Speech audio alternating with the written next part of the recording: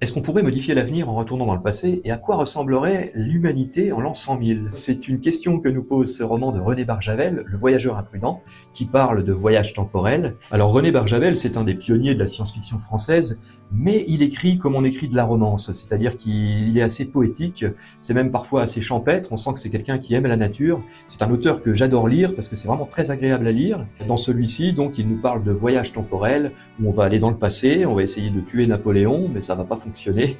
Du coup, il va se passer un autre truc. Ensuite, on va aller dans l'an 100 000. Et c'est là que les frayeurs commencent. Parce que là, au niveau de la frayeur, je lui mettrais un bon 8 sur 10 à René Barjavel, parce qu'il nous décrit un univers assez fantasmagorique, où dans 100 000 ans, l'être humain sera réduit à une simple fonction, une fonction reproductrice, nourricière, ou bien défensive. Et vraiment, j'ai eu les mains moites à certains moments en lisant ce roman, ce qui est pratique pour tourner les pages, évidemment. Mais je me suis fait de bonnes frayeurs, vraiment très agréable à lire. Ça se lit assez vite, hein, les chapitres s'enchaînent très vite, et dans chaque chapitre, il se passe quelque chose. Donc vraiment, on n'a pas le temps de s'ennuyer dans ce roman.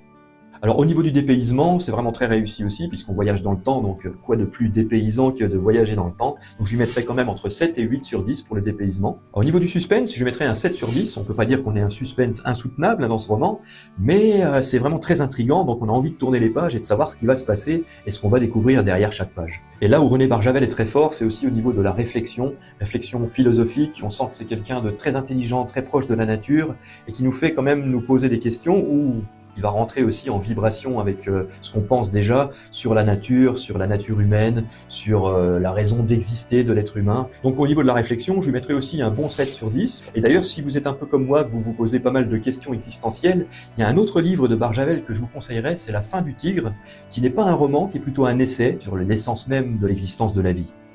Dans les autres romans que je vous conseillerais de ce même auteur, il y a Ravage. D'ailleurs, celui-ci est sorti après Ravage. Alors, c'est pas une suite de Ravage, mais on fait référence aux événements qui se passent dans le roman Ravage, qui est un roman très connu de René Barjavel, que je vous conseille. Un autre que je vous conseillerais aussi, c'est La Nuit des Temps.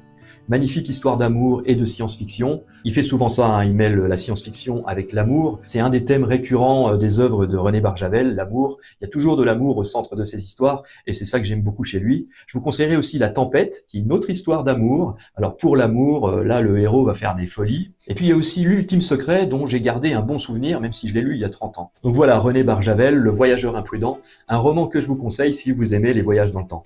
Comme vous le savez, j'aime beaucoup lire, mais j'aime aussi beaucoup écrire. Et à l'été 2026, je vais sortir mon premier roman. C'est un roman fantastique, horrifique, qui s'intitule Macabre Concerto. Je vais vous en parler un petit peu plus sur les réseaux, donc vous pouvez me suivre sur Instagram et sur Facebook, afin de suivre l'avancement du roman qui devrait sortir courant juillet 2026, si tout va bien.